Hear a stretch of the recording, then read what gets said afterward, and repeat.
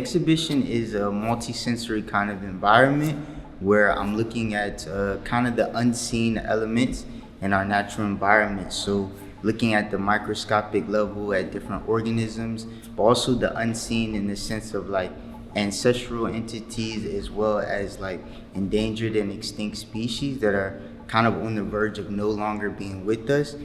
I'm looking at them and then poetically kind of transforming their anatomy or also kind of the sacred geometries within them.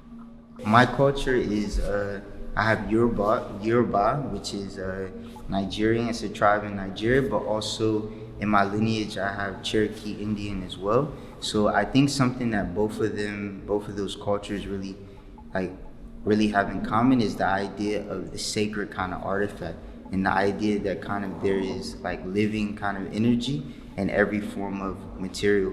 So these works were created in the Amazon forest, and it's angelique wood, a very hard wood, and it went through a process of, washing the wood in the river. Different chants and different kind of medicinal herbs were allowed to like burn around the different objects. And for me, I think the most important thing is like, how do you like encapsulate, a spirit, or how do you like make an artifact like sacred? So this work here is basically inspired by some different orchid species and flower species in the Amazon forest that are on the verge of extinction. So I was specifically inspired by how like nutrients comes from the soil and then also nutrients comes from the air, and that collaboration between the sky and the soil allows the plant of nutrients exchange, allows the plants to kind of reach to the skies. The structure is a wood structure, but it's also made of organic cotton and also jute fiber.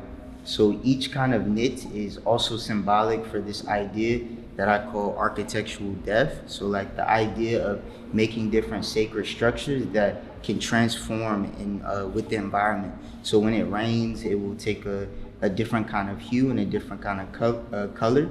And ideally, like the installation is in a gallery now, but it will be amazing to kind of have it in a public outdoor space where like plants can be planted around it under the bottom and then kind of take over the aperture or take over basically the structure as well. I like this idea of artwork that is ephemeral and responds to the environment in totally different ways.